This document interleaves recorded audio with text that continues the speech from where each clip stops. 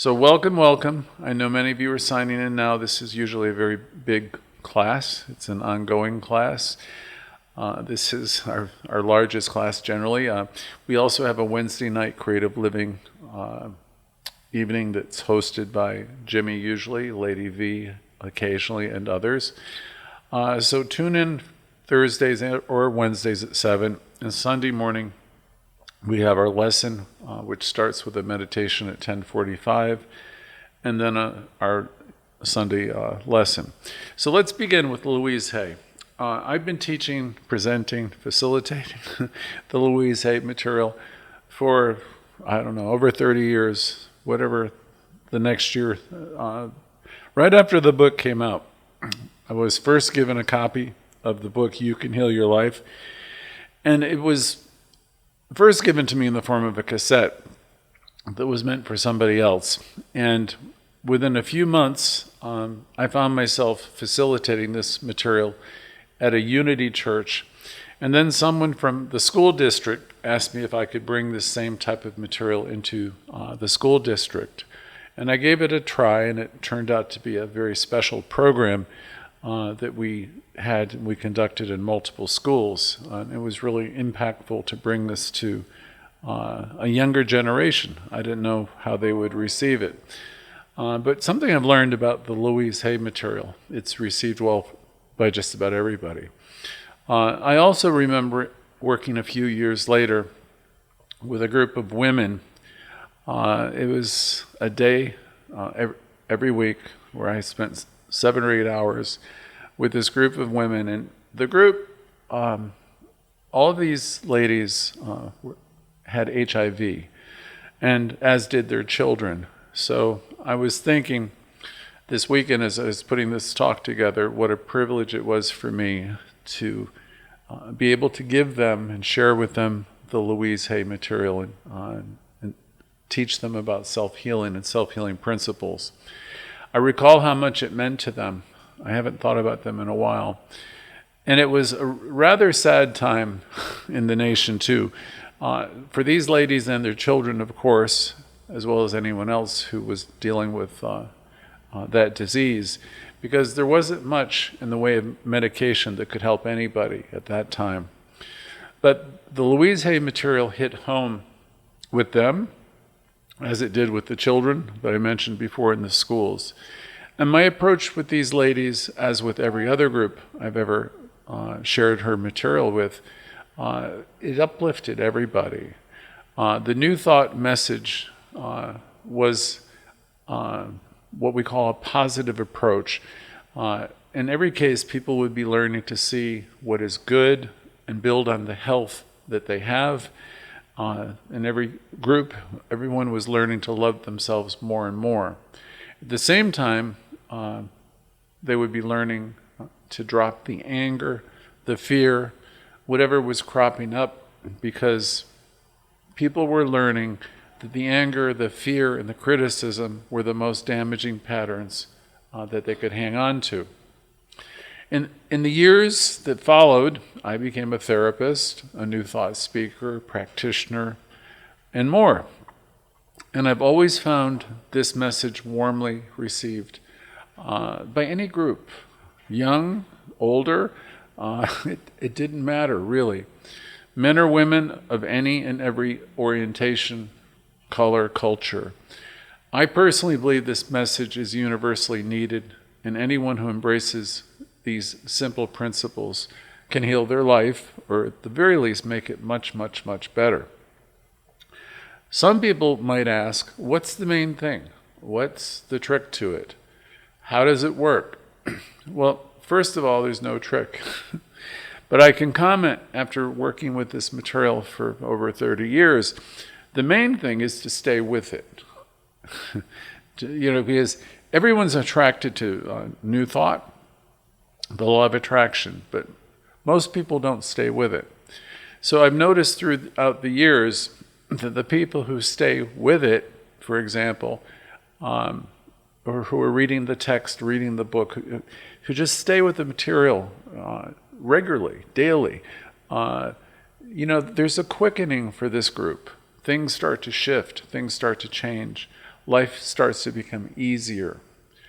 I've had many students who say, well, I studied the Science of Mind textbook, I took a couple classes, and they'll mention they did it so many years ago. Or it would be the same for the Louise Hay material. They read it, they loved it, but then they, for some reason or another, took the book and put it up on the shelf.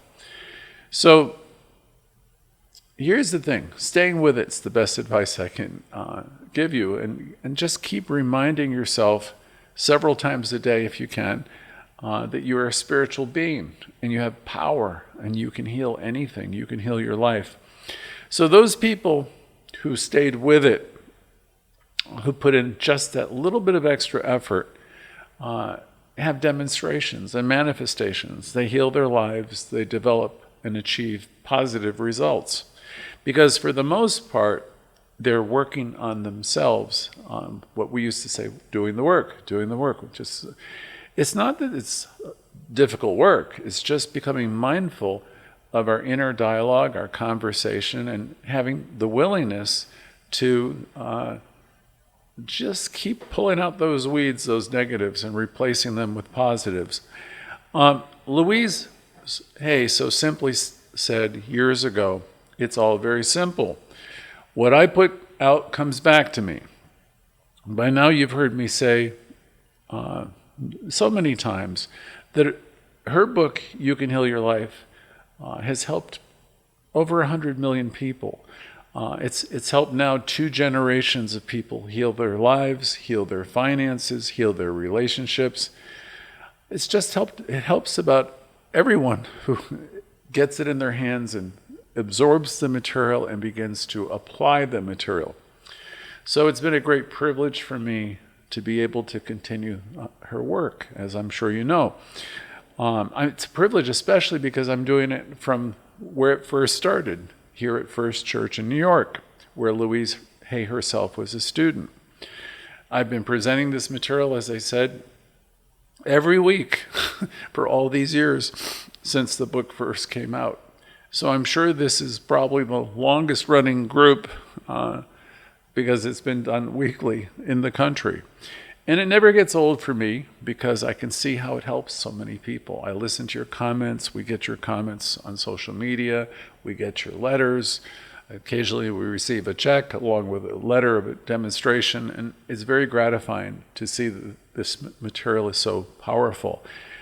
It has the ability to, if applied, right, to heal anybody of just about anything. Because we know most every condition that we ever experience has to do with our consciousness.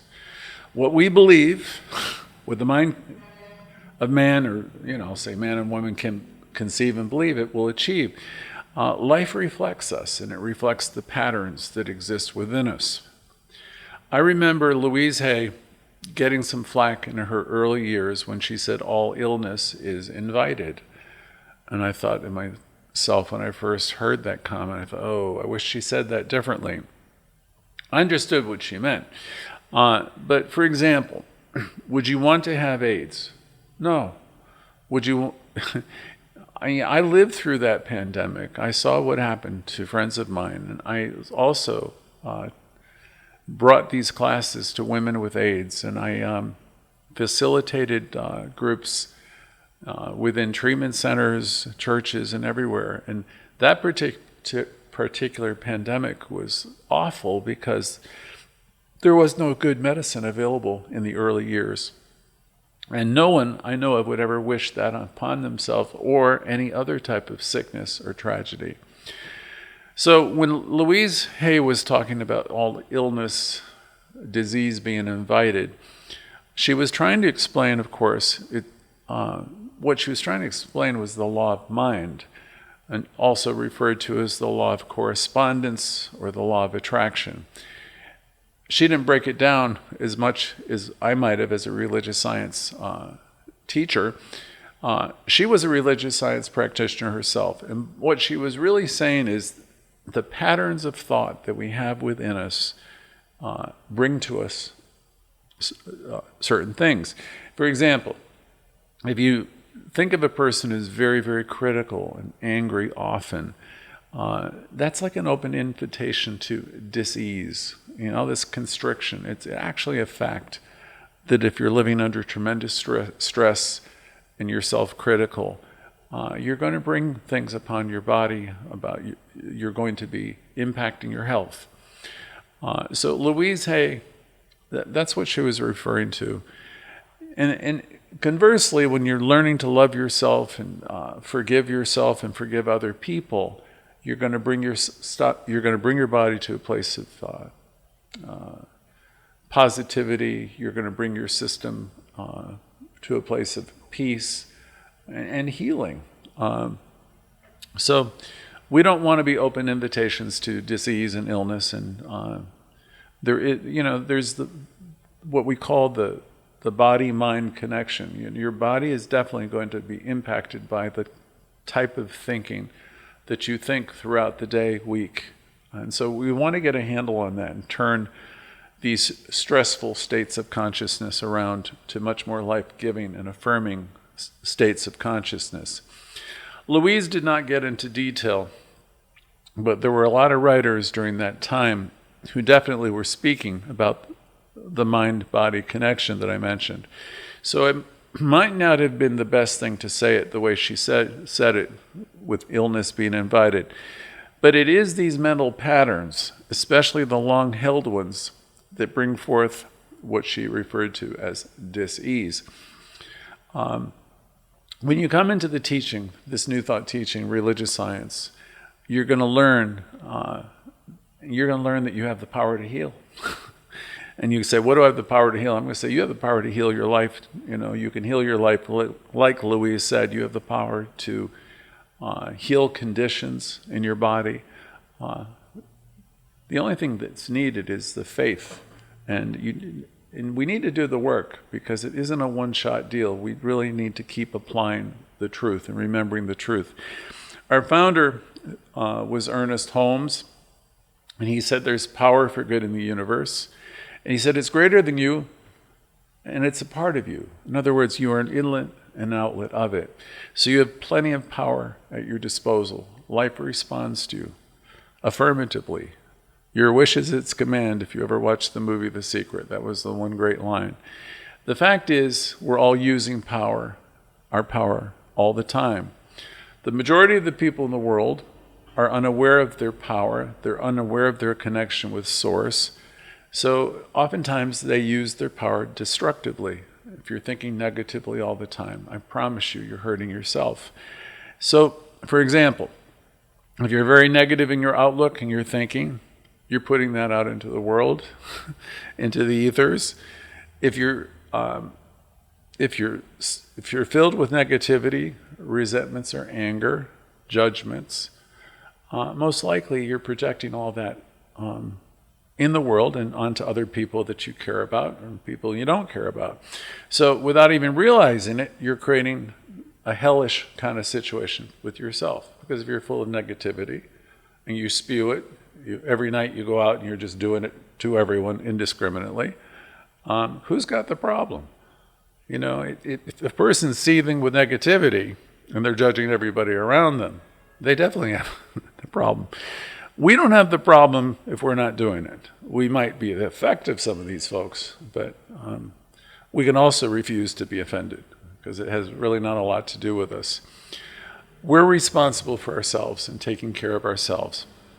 So Louise was teaching the law of cause and effect.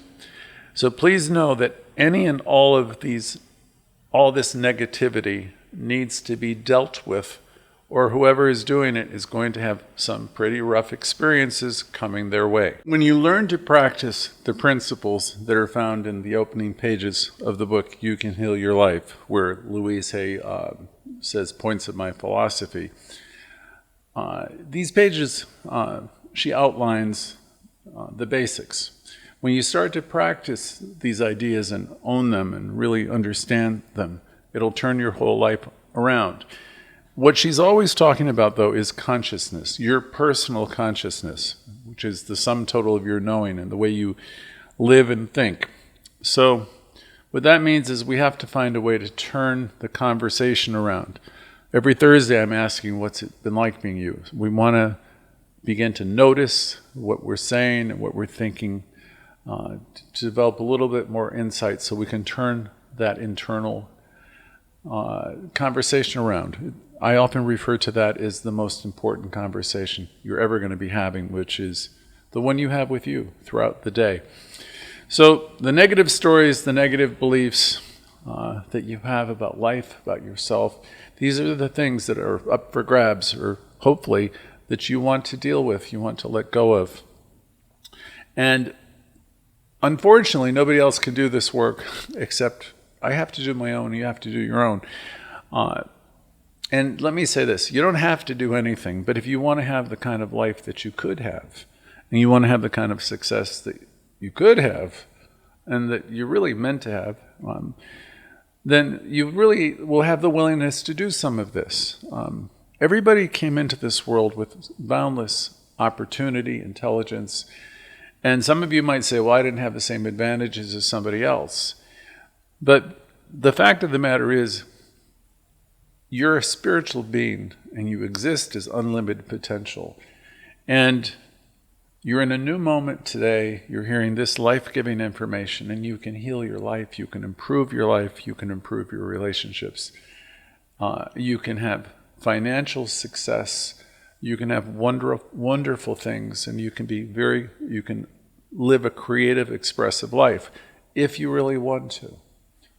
I'll ask you, do you really want to have this kind of life? And if you do, then you're going to be willing to do some things to have it. So if you want to really heal your life, and if you want to be successful in your own wonderful life, it requires changing the way you look at certain things. And you might, and many of you have already done a lot of work on yourself. I have myself. But it doesn't mean we're finished yet. All of us, life is our spiritual life. We come into this world to experience life, to expand and to grow and to learn. So we're always going to be learning.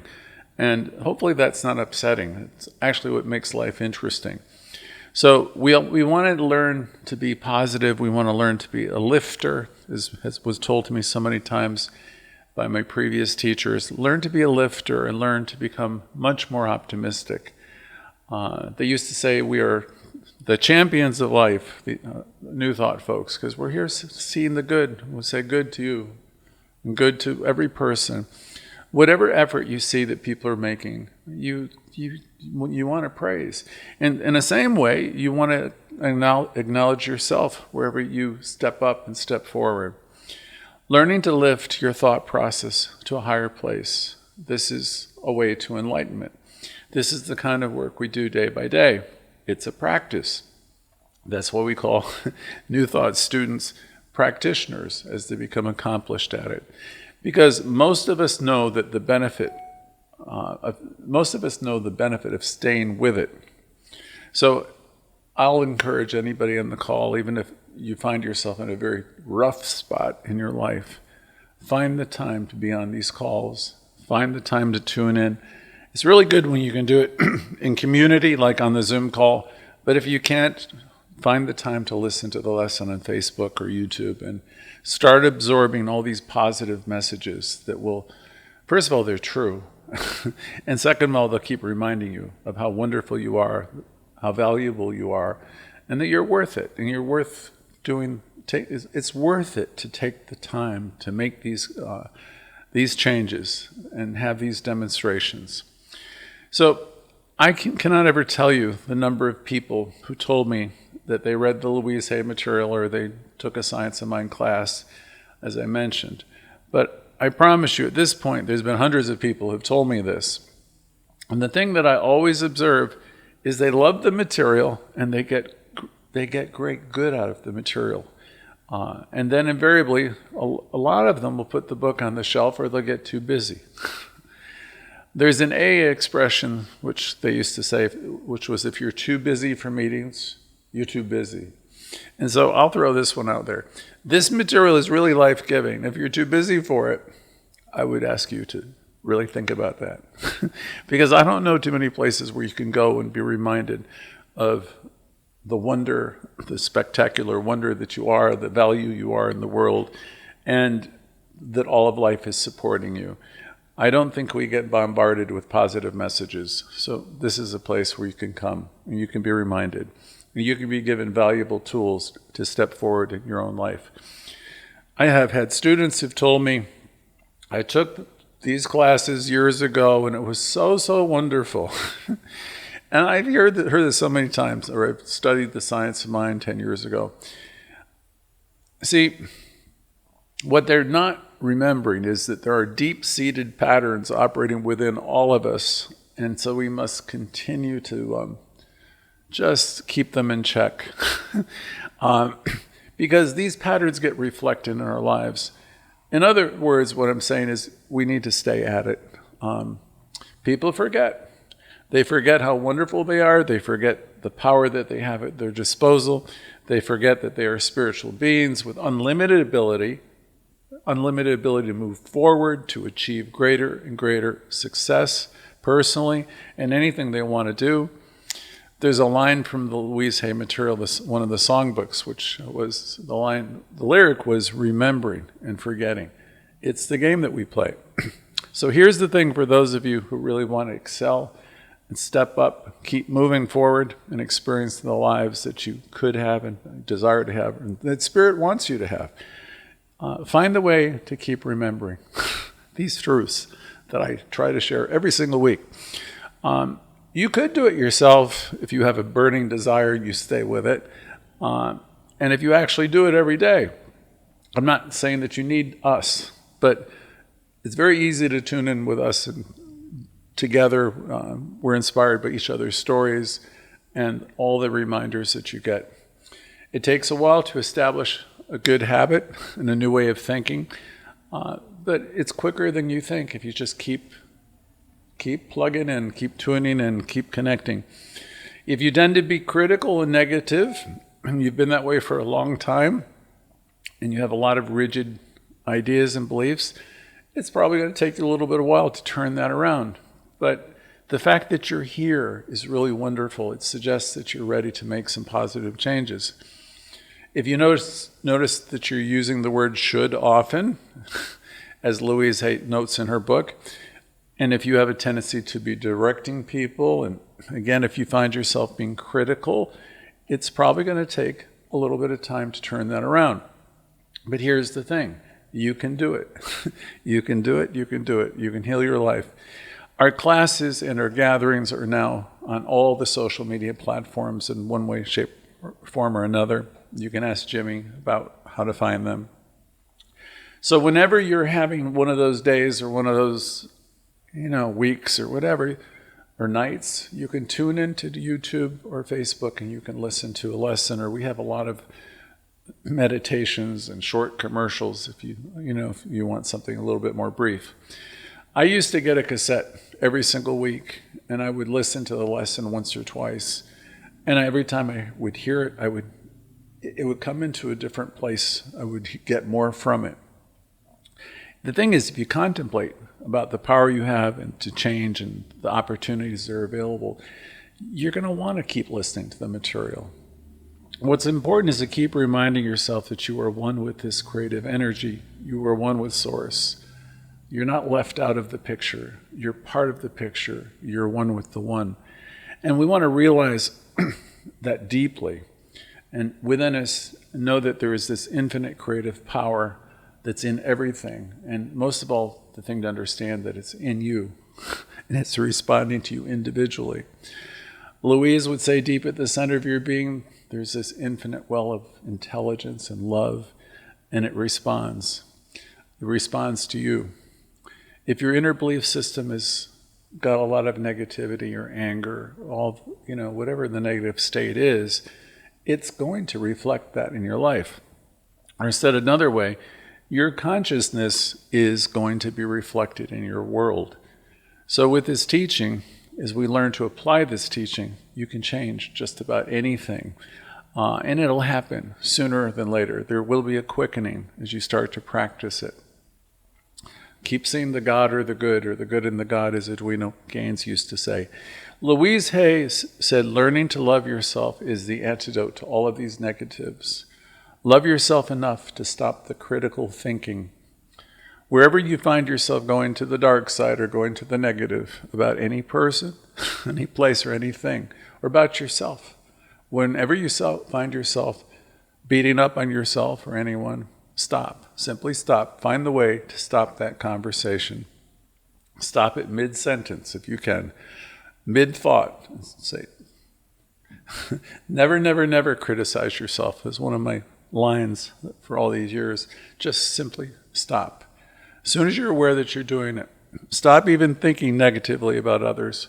Stop criticizing yourself for your mistakes, the things you've done and the things you failed to do. Stop that negative chatter that lives inside your being or your head. Wherever you find yourself doing it, simply stop. Make a game of it. We're not doing this to beat ourselves up, by the way. We're learning to stop the negatives so that we can begin to affirm what is true. And as truth students, we know that we're all about peace, power, love, joy, beauty, and wisdom. So we're going to affirm the truth of ourselves. Louise said all healing is self-healing. And what this really means is we simply have to find a way to stop the negative thinking and the judging of ourselves and others. It's helped me tremendously over the years to understand that people are doing the best that they can with what they have. With however they're acting, they're doing the best they can with the information, understanding, and awareness that they have. And that took a lot for me to understand, but I do understand it. I used to judge people a lot when I was younger, and I always was convinced that everybody knew better and they should be a different way. Note the word should. And so it was judgmental on my part. So it took me a while to take in this wisdom that Louise Hay was offering us and just realize, okay, just as I have made mistakes, people make mistakes, and I have to forgive myself and move on, and I really need to release the need to be critical of others. And what a gift that is, and what freedom you can get from that, realizing that important statement. And then, from the 4 agreements, refuse to be offended. I mean, when people are acting out and doing whatever they're doing, that has nothing to do with you. Please don't take it personally. I can tell you, even in my own family, for a few years, everybody was at war, at least for a while. And I wasn't personally burdened by any of it. I remember the year, I remember the circumstances. But I had been practicing religious science and this philosophy for about 20 years. And if I wasn't practicing this teaching or I didn't have that exposure, I'm sure I'd be holding on to resentments right to this day, like half of them are to this day. Louise Hay said often that she thought the bottom line for everybody is that they just didn't feel good enough about themselves or what they've done, the choices they've made in their lives. They don't feel too great about how they've acted, how they've behaved. People live with a lot of regrets, a lot of shame, and wishing it were different because they continually hold themselves to impossible standards and judging themselves, which keeps them tied to yesterday. People have a tough time letting go of the past, a difficult time letting go of what they've done or what they think people have done to them and all of that. The thing to remember is every last one of us, even the people that we've had problems with, have done the best that they could with the information, understanding that we had at the time. And all of us are now in a different place. So give yourself a break. Love yourself enough to know that you're in a new moment and a new day. And let it all go. In religious science, we say perfect time, perfect place, all the time. There's so much wisdom in that statement because we've acted in different ways at different times in our own lives. We would be different now, and we would do things differently now because we're different. We have grown quite a bit, and we've learned some very valuable lessons along the way. Something I want to mention, many of the people we know and that we love, and people we've had problems with too, are now in a different place. We're in a different place. We don't hopefully think so much as we're practitioners of this teaching, so we're training ourselves to see the good. We don't spend a lot of time thinking about who's right and who's wrong. We look at people now differently. We look at ourselves differently. We see ourselves and others as evolving spiritual beings, one and all. We're all in different places. We would not do some of the same things that we've done in the past. We've learned, we've grown, and we understand that the other people in our lives, same thing. Everybody, if you think of everyone as spiritual, know that they're all in their own way at their own time, unfolding spiritually and growing. So we're able to release our judgments. We're able to release our anger, our criticism of others. We do this so we can be free. We can learn to let it all go. We do this so we can have freedom and happiness ourselves. We don't have to use all of our energy trying to worry about people or fix people in any way. Whatever creative intelligence or power is in us, uplifting us, informing us, is in everybody else also. So we have inner guidance, and we can trust in that. And we're learning more about that here, and we're learning to love ourselves more. And we want to understand that the guidance we have is in everyone. As we learn to love ourselves more and more, we release all of our attachments one by one. Our attachments to people, what they're doing, what they're saying, where they're going. We release all these attachments because we understand that absolutely nothing happens in life by mistake. We release people and situations, trusting in the process of life, as Louise so eloquently stated. People sometimes experience tremendous pain in relationships by holding on to things, wanting people to be there when they're not, or wanting people to behave differently, think differently. And I'm here to tell you, you can lose days, weeks, and even years of your precious life being attached to other people, or wanting a person to be in a different way, or act differently, or treat you in a different way. Louise and Raymond Charles Barker, both in their own ways, would say, you, that's meaning everybody on this broadcast, are amazing. You are the whole bit.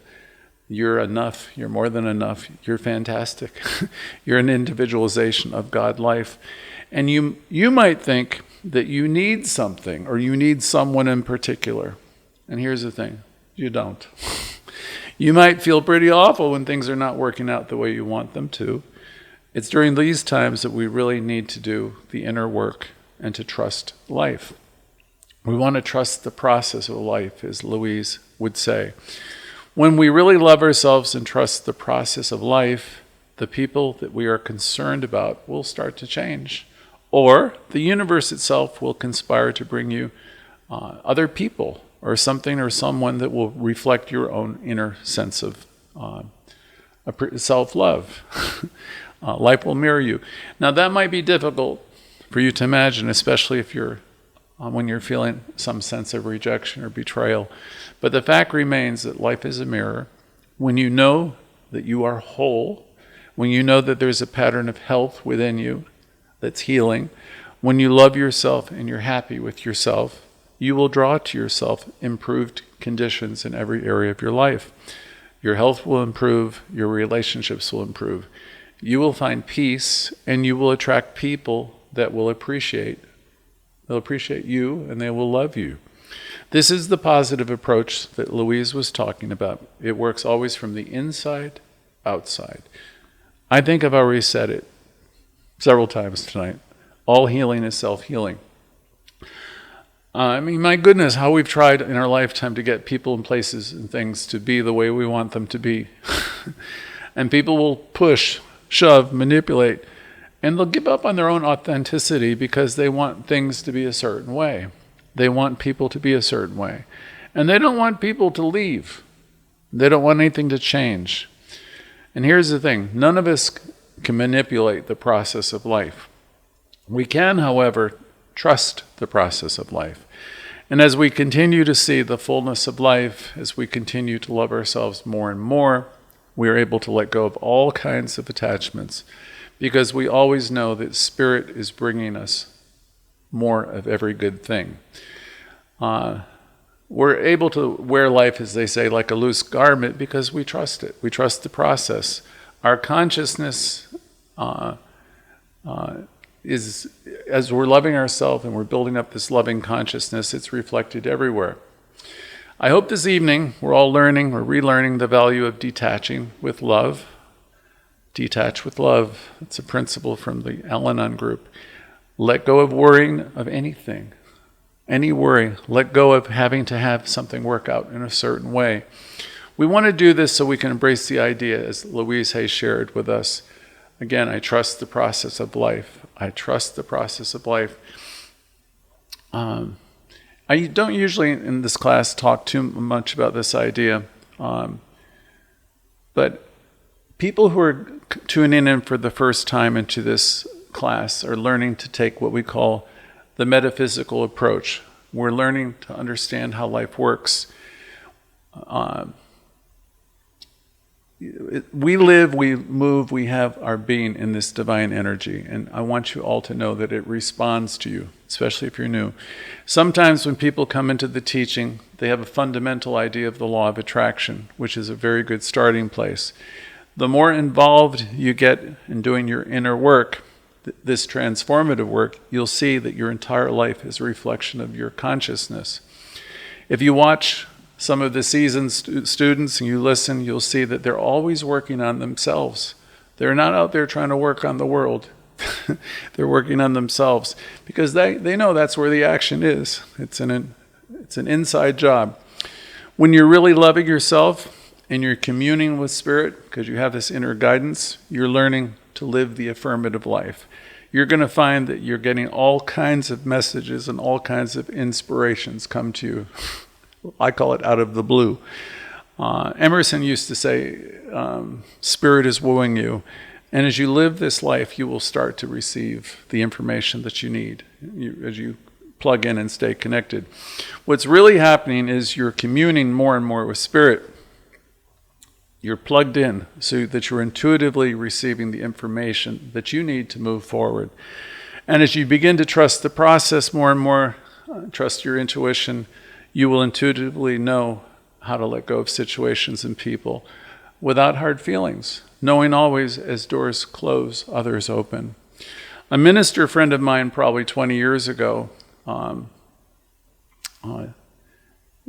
said, as we trust in the process of life more, as we affirm good in all these different areas, we're going to be creating avenues in mind so we can receive more. In other words, doing our affirmative work, if we're declaring that we're whole, if we're declaring that we're healthy, if we declare these things and we believe them to be true, that we're whole and healthy, and we really believe it, then you're going to start to see improved health, better relationships, more prosperity. Because life has to respond to you. That's what life does. We have such incredible power in our own lives, though we sometimes don't realize it. If we declare that we are in a loving relationship and believe that we are, and we believe in that belief, you will find your existing relationships will improve. Or you'll pave the way for a more loving and supportive person to enter your life. It's the law of life. Life responds to you. It has to. Your deep, heartfelt knowing and belief is always going to be acted upon. Today, before we start our sharing, I'd like to bring us through a very brief exercise where we can reflect our beliefs that may or may be still holding us back. So together, let's do this and see what comes up. These questions are not asked for you to be critical of yourself in any way. It's just for you to see what comes up. If something comes up, you might jot it down. This would be like your little to-do list that you carry into the week. Sometimes we keep repeating patterns, and we're not even aware that we're doing it. Most of us have underlying beliefs that are still there, and a lot of us have done a lot of work on ourselves. So let's explore it a little bit further. Take a moment to reflect on the questions, which might reveal areas where you still could do some work. So I've got half a dozen questions. Here's the first. How often do you find yourself engaging in negative self-talk? Just think about that. When you're alone with yourself, how often do you find yourself criticizing yourself or others. And if something comes to mind, make a mental note, or if you're able to, jot it down. This is not a quiz or a test, just to prod your memory. How often do you find yourself engaging in negative self-talk or negative thinking negatively about others? Next question. Do you often doubt your abilities and your potential? Or do you doubt your abilities and your potential? If you do, if something comes up, make a note of it or jot it down. Number 3, as you think about yourself, are you quick to judge yourself harshly for mistakes, setbacks, or are you easy on yourself? Are you quick, again, to judge yourself harshly for mistakes, setbacks, or are you pretty good in terms of loving yourself? Jot it down or make a note. Number 4, are there recurring themes or phrases in your self-talk that reflect self-doubt? Do you call yourself a name or say, oh, I was stupid, or this wasn't, do you do anything that's would be negative or critical that would reflect self-doubt? If so, just make a note of it or jot it down. Number 5, how frequently do you compare yourself to others? Or do you compare yourself to others? Do you feel superior? Or do you feel inadequate? Just make a note of it. Number 6, do you frequently use the word should or its synonym when you're talking to yourself? In other words, do you say to yourself, I should do this, or I should do that, or I should do this, or I should have done this, or I should have done that? And you could ask this, you could use the word also. Do you find yourself thinking that other people should do this or that, or should have done this or that? These are very important things to know. And if you notice yourself using this word often, maybe you want to jot that down and remember. So I'm going to turn it over to you, trusting all is well and that everyone got the perfect information for them personally. And this is now your time to share. So we look forward to seeing you right the other side of the break. Thank you.